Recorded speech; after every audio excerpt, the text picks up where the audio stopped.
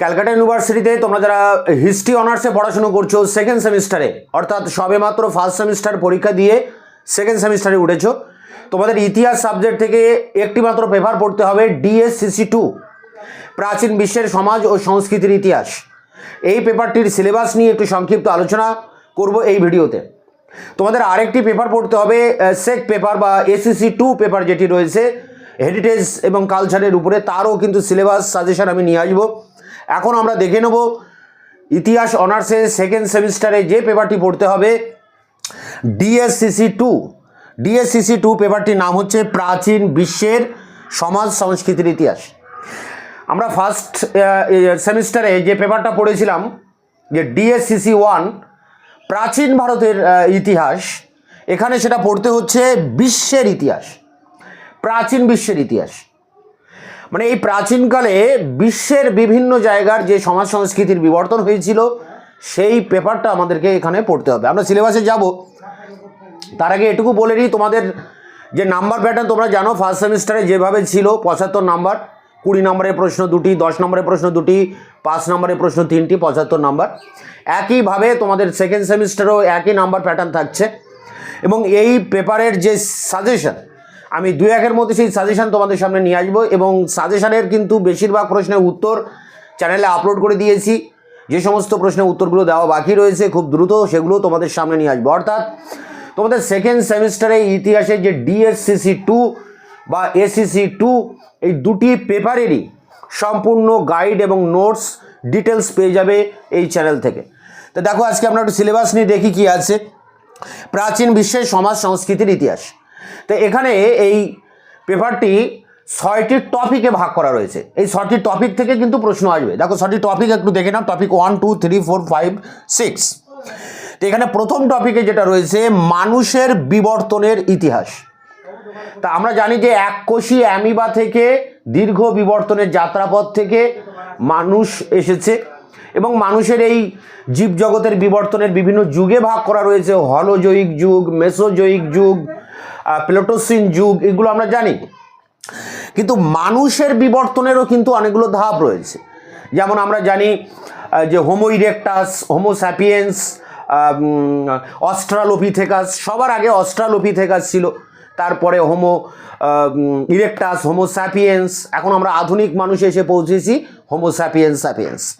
তো এই সমস্ত ভাগগুলো আমাদেরকে এখানে জানতে হবে। এবং মানুষের যে আবির্ভাব, তারপরে যে আধুনিক মানুষের যে বিবর্তন, অর্থাৎ এই যে ভাগগুলো অস্ট্রালোপিথেকাস, ইরেক্টাস, হোমো স্যাপিয়েন্স, এই ভাগগুলোকে আমাদেরকে এখানে ভালো করে পড়তে হবে। মানুষের বিবর্তনের ইতিহাস, মানুষের যে ডেভেলপমেন্ট, প্রথম অবস্থায় মানুষ ঝুঁকে হাঁটতো, মাথা বড় ছিল, চোয়াল, পরবর্তীতে মানুষের খাদ্যাভ্যাস পরিবর্তনের সাথে সাথে তার চোয়াল শক্ত হয়, সুগঠিত হয়, মস্তিষ্কের গঠন সুগঠিত হয়, শরীরের যে গঠন সেটা কিন্তু পূর্ণাঙ্গ হয়। তাই এই সব দিক আমাদেরকে পড়তে হবে মানুষের বিকাশ বিবর্তনের ইতিহাসে। মানুষ কিভাবে আস্তে আস্তে ডেভেলপ করলো সেই ইতিহাস। এরপরে দেখো রয়েছে যে পাথরের যুগ। মানুষের ইতিহাস পড়তে গেলে আমাদেরকে পাথরের যুগ পড়তে হবে।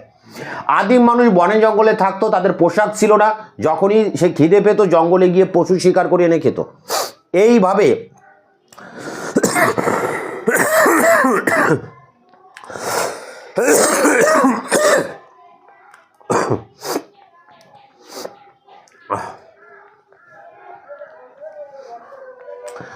এইভাবে 2.5 লক্ষ বছরেরও বেশি সময় মানুষ কিন্তু জঙ্গলে কাটিয়েছে।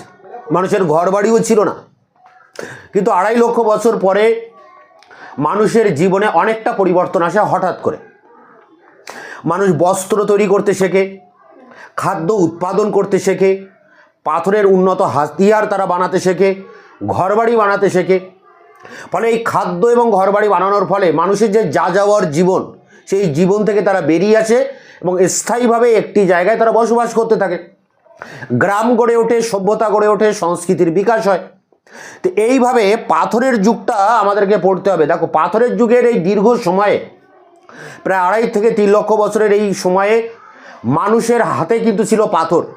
পাথর ছুঁড়ে তারা পশু শিকার করতো, সেই পাথরকে ঘষে মেজে তারা উন্নত হাতিয়ারে পরিণত করে।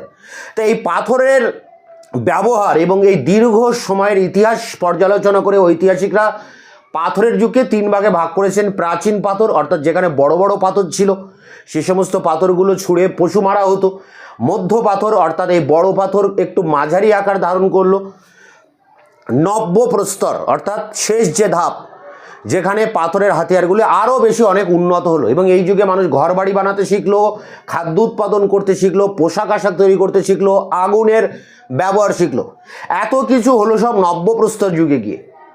এই জন্য নব্যপ্রস্তর যুগে মানুষের জীবনে একটা বিপ্লব ঘটে যায়। গর্ডন চাইল্ড তার ম্যান মেক্স হিমসেলফ গ্রন্থে এই বিষয়টাকে অর্থাৎ নব্যপ্রস্তর যুগকে বলেছে বিপ্লব, বিপ্লবের সাথে তুলনা করেছেন। তাহলে পাথরের যুগে 3টি ভাগ পাচ্ছি, প্রাচীন পাথর, মধ্য পাথর, নব্য পাথর।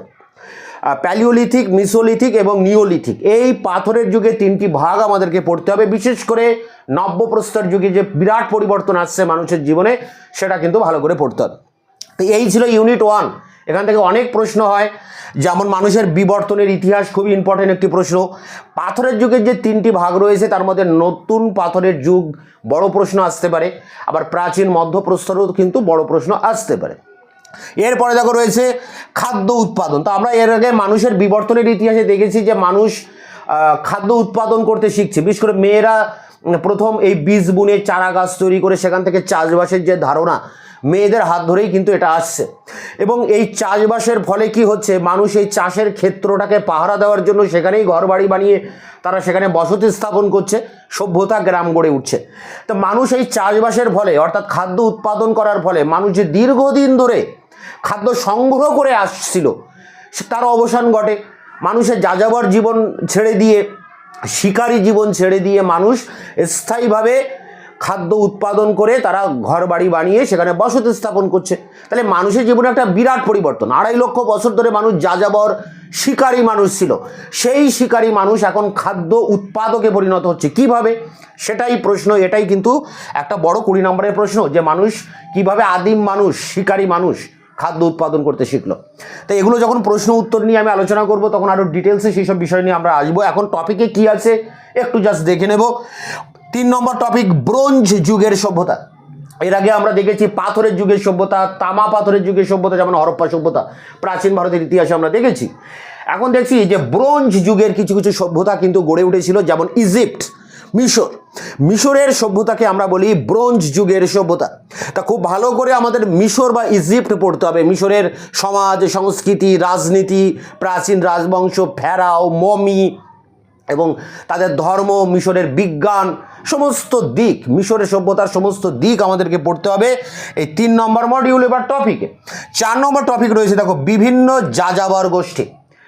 তাই এই খাদ্যের সন্ধানে বিশ্বের বিভিন্ন জায়গায় কিন্তু প্রাচীন জনজাতি গোষ্ঠী তারা যাযাবরের জীবন পালন করতো, এটা আমরা জানি। তো এই রকম কিছু যাযাবর গোষ্ঠী রয়েছে, যেমন এখানে হিট্টাহিটদের কথা বলা যায়, আরও বেদুইনদের কথা বলা যায়।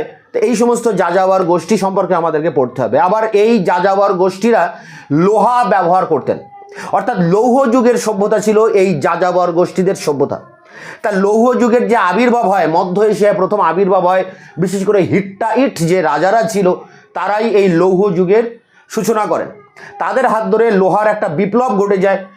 লোহার হাতিয়ার তৈরি করে মানুষ, লোহা দিয়ে আর অনেক যন্ত্রপাতি তৈরি হয়, যুদ্ধের সরঞ্জাম তৈরি হয়। প্রাচীনকালের যে ধারণা, অস্ত্রপাতির ধারণা, সামরিক সরঞ্জামের ধারণা, সেটা আমূল পাল্টে যায় এই লৌহ আসার ফলে। তা লোহার যুগের আবির্ভাবের ফলে মধ্য এশিয়ায় কি কি পরিবর্তন আসছে, বিশেষ করে 2টি ক্ষেত্রে ব্যাপক পরিবর্তন আছে। অর্থনৈতিক ক্ষেত্রে একটা পরিবর্তন আসছে এবং সামরিক ক্ষেত্রে পরিবর্তন আসছে। এবং হিট্টাহিট রাজাদের কি অবদান এখানে এই লৌহ যুগের সূচনার ক্ষেত্রে, এসব কিছু আমাদেরকে পড়তে হবে মডিউল বা টপিক 4-এ, যে বিভিন্ন যাযাবর গোষ্ঠী এবং তারা যে লৌহ যুগের সূচনা করছেন সেই লৌহ যুগের কারণ, ফলাফল, প্রভাব, এই দিকগুলো আমাদেরকে জানতে হবে। টপিক 5-এ রয়েছে দেখো প্রাচীন রোম। তা প্রাচীনকালে ইউরোপে রোম সভ্যতা গড়ে ওঠে। সেই রোম সভ্যতা, যে রোমান সভ্যতা বলি আমরা, সেই রোমান সভ্যতার বিভিন্ন দিক পড়তে হবে। রোমের সভ্যতার যে অর্থনীতি তা দাঁড়িয়েছিল দাস ব্যবস্থার উপরে, কারণ রোমানরা যুদ্ধবন্দীদের দাসে পরিণত করতো আর সেই দাসদের দিয়ে সমস্ত কাজকর্ম করানো হতো। তাহলে তাদের অর্থনীতি ছিল দাস নির্ভর অর্থনীতি। তা রোম পড়তে গিয়ে আমাদেরকে প্রথমেই ভালো করে যেটা পড়তে হবে রোমের দাস ব্যবস্থা, আর রোমের নগরায়ন হয়েছিল, রোম নগরের উত্থান হয়, সেই রোমের নগরায়ন প্রক্রিয়া কেমন ছিল সেটা পড়তে হবে। রোমের নারীদের অবস্থানটা কেমন ছিল, রোমের ব্যবসা বাণিজ্য কেমন ছিল, রোমের কৃষি অর্থনীতি কেমন ছিল, এবং শেষে আমরা দেখব যে রোম সাম্রাজ্যের পতন ঘটছে। তাই রোম সাম্রাজ্যের পতনের যে অনেকগুলো কারণ রয়েছে সেই কারণগুলো কি, ঐতিহাসিকরা আবার রোম সাম্রাজ্যের পতনের উপরে বিভিন্ন দিক অ্যাঙ্গেল দিয়ে চর্চা করেছেন। তাহলে রোমান সভ্যতার ইতিহাস চর্চাটা কি, মানে পতনের ইতিহাস চর্চা কি সেটা পড়তে হবে।